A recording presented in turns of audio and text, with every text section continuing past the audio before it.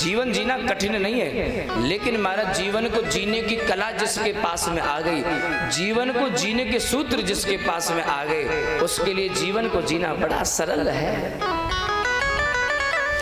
लेकिन ये कला, ये सूत्र आपको कहां से प्राप्त होंगे?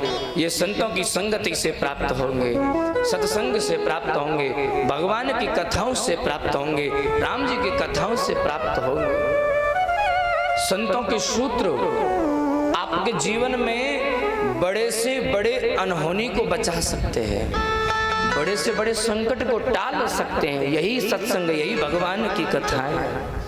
आप कहोगे महाराज जीवन में किस प्रकार के सूत्र होने चाहिए जो महाराज बड़े से बड़े संकट को टाल सकते हैं? तो एक प्रसंग, एक दृष्टांत हम आपको देते हैं, ध्यान से श्रवण करिएगा।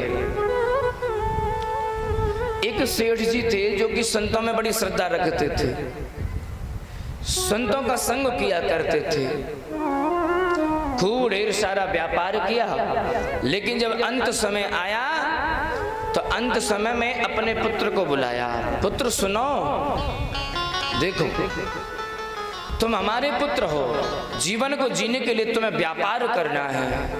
ठीक है पिताजी, हम व्यापार अवश्य करेंगे। तुम्हारा विवाह हो ही गया है, ठीक है पिताजी। अपने गृहस्थ धर्म को भी निभाना, बोले ठीक है पिताजी, लेकिन ध्यान रखना जीवन में जब भी समय मिले तो संतों की संगति अवश्य करना, संतों के साथ में सत्संग अवश्य करना। क्यों? क्योंकि अगर संतों ने अगर जीवन जीने के आपको एक दो सूत्र प्रदान कर दिए तो वो जीवन को बदल सकते हैं, जीवन में से बड़े संकट को वो टाल सकते हैं। ठीक है पिताजी। सेठ जी का अंतिम समय आया, भगवान के धाम को वो चले गए। सेठ जी के जो पुत्र हैं वो महाराज विवाह के तुरंत बाद ही 3-4 महीने बाद ही अपनी पत्नी को सांत्वना दे करके विदेशों के लिए रवाना हो गए व्यापार करने के लिए। इन्होंने महाराज 10, 12, 15, 18, 20 वर्ष तक खूब विदेशों का व्यापार किया। और जब विदेशों का व्यापार किया तो मनी मन विचार करने लगे, अब मैंने खूब ढेर सारा धन एकत्रित कर लिया है, अब मुझे व्यापार करने की आवश्यकता नहीं है। अब मैं अपने घर में जाऊंगा, अपनी पत्नी के साथ में प्रेम से रहूंगा। अपनी पत्नी के लिए भी इन्होंने उपहार खरीदे हैं। 20 वर्ष के बाद मैं अपनी पत्नी से मिलूंगा तो कुछ ना कुछ तो उपहार लेकर के जाऊं। तो बढ़िया बढ़िया सुंदर सुंदर गहने, सुंदर सुंदर साड़ियां अपनी पत्नी के लिए इन्होंने खरीद ली है। निकल पड़े। बीच में जब समुद्र की यात्रा करने लगे तो जब नाव में बैठे तो नाव में इन्होंने क्या देखा कि एक संत जन विराजमान थे, संत विराजमान थे। संत को देखा तो पिताजी की वही बात स्मरण में आ गई। पिताजी कहते थे भैया जब भी समय मिले तो संतों का सत्संग करना, संतों का संग करना।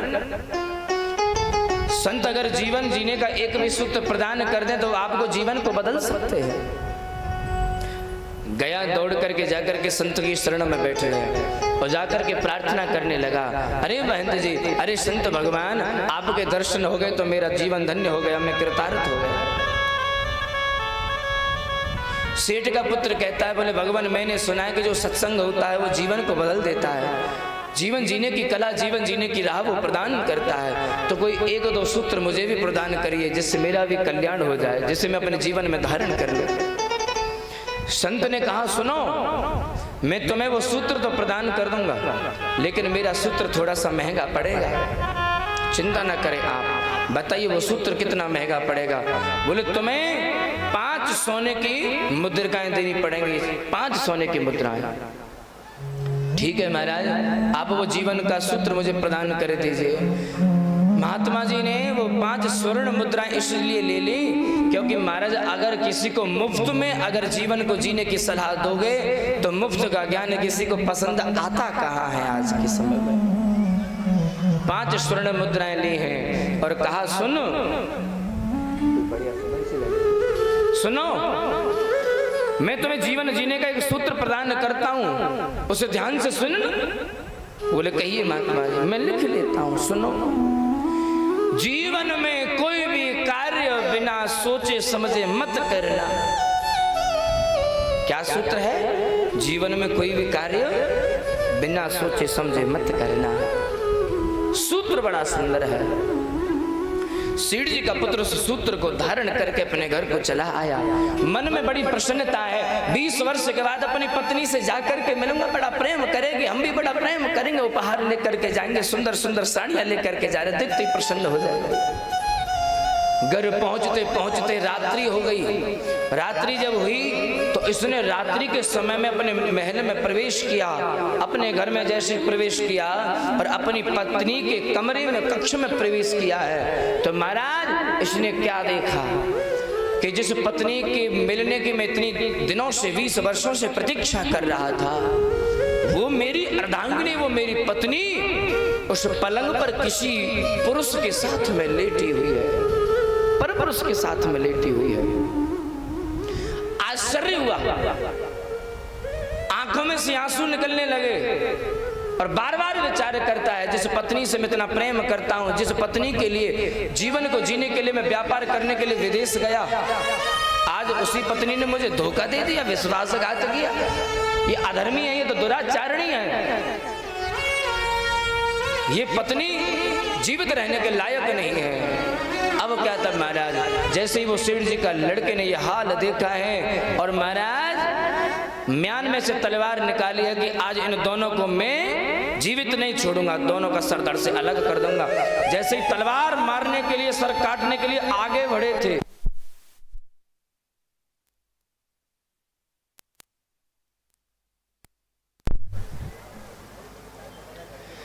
हरी शरण। अब तो माना जैसे ही वो सेठ जी का पुत्र तलवार को मारने के लिए, सर को धड़ से अलग करने के लिए जैसे ही आगे बढ़ा, उसी समय उस सेठ के पुत्र को वो जीवन जीने का सूत्र स्मरण में आ गया। संत जी ने मुझे सुंदर सूत्र प्रदान किया। और कौन सा सूत्र प्रदान किया था कि बिना सोचे समझे कोई कार्य नहीं करना चाहिए। रुक गया, जैसे ही पीछे हटा तो पीछे कोई वस्तु रखी हुई थी। अब जब वस्तु से वो टकराया तो वो वस्तु धरती पर गिरी, आवाज हुई। आवाज जब हुई तो उसकी पत्नी की निद्रा खुली। वो जैसे ही उठी तो उसने अपने वस्त्रों को संभाला है। अरे स्वामी आप, मैं बड़े वर्षों से आपकी प्रतीक्षा कर रही हूँ। चरणों में उसको प्रणाम किया है। सेठ के पुत्र की आंखों में आंसू हैं कि देखो कैसा दिखावा कर रही है, पर पुरुष के साथ में लेटी हुई है, मुझसे प्रेम नहीं करती। उसी क्षण उसकी पत्नी ने जो पुरुष पास में लेटा उससे कहा, ए पुत्र बेटा खड़े हो जाओ। उस पुत्र को जगाया और जैसे ही वो खड़ा हुआ तो उसके केस खुल गए। केस खुले, बोले ये तुम्हारे पिताजी हैं, प्रणाम करो। पिताजी को प्रणाम किया। उसकी पत्नी कहती है, स्वामी ये हमारी पुत्री है। हमारी पुत्री? हाँ, मैं इसके केसों को बांध कर रखती हूँ, किसी की कुदृष्टि ना पड़े, पुत्र की तरह रखती हूँ। हमारी पुत्री कैसे? स्वामी हमारे विवाह के 3-4 महीने बाद आप व्यापार करने के लिए चले गए थे, उस समय मैं गर्भवती थी। 5 महीने के बाद मेरे गर्भ से सुंदर सी कन्या का जन्म हुआ। आज पूरे 20 वर्ष हो गए जब से आप व्यापार करने के लिए निकले थे। हमारी कन्या है ये, 20 वर्ष की आज हो गई, ये बड़ी हो गई। सेठ जी का जो पुत्र था समझ में नहीं आ रहा है, अब मैं क्या करूं? अगर वो संत मुझे जीवन में जीने का सूत्र प्रदान ना करता, अगर वो मुझे न बताता कि जीवन में कोई भी कार्य बिना सोचे समझ मत करना, तो आज दोनों को ही मार डालता, सर धड़ से अलग कर देता, मेरी पत्नी और मेरी पुत्री दोनों को मार देता। लेकिन संत ने मुझे वो सूत्र प्रदान कर दिया तो आज मुझे दोनों प्राप्त हो गए। सत्संग का सूत्र, कथा का सूत्र, संतों की संगति हमें जीवन जीने की राह प्रदान करती है। ये शास्त्र, ये वेद, ये पुराण, ये श्रीमद् भगवत गीता, ये जो बड़े बड़े ऋषि मुनि जो हमारे हुए, ये पूर्वजी तो थे। इन्होंने जंगलों में रह करके घास पत्ते चबा चबा करके जो भोजन भी नहीं करते थे, इन्होंने वेद शास्त्रों की रचना करी। किसके लिए रचना करी? हम सबके लिए रचना की। क्यों? क्योंकि हम सब लोग इन ग्रंथों का, वेदों का, पुराणों का जब अध्ययन करेंगे तो हमें पता चलेगा कि जीवन को कैसे जीना चाहिए। जीवन में क्या करणीय है, जीवन में क्या अकरणीय है, जीवन में क्या खाने योग्य है, जीवन में क्या त्यागने योग्य है, जीवन में क्या पीने योग्य है, क्या त्यागने योग्य है। लेकिन हम सब लोगों ने वेद शास्त्रों का त्याग कर दिया, संतों का त्याग कर दिया, तो हमारा हम सबका कल्याण होगा तो होगा कैसे? इसलिए हमें चाहिए कि हम समय निकाल करके वेद शास्त्रों का अध्ययन करें, उनको सुने, उनको पढ़ें, जिससे हम सबका कल्याण हो जाए। जीवन जीना कठिन नहीं है, जीवन को जीने की कला जिसको आ गई है उसके लिए जीवन बड़ा सरल हो जाता है। बोले गोविंद भगवान की जय।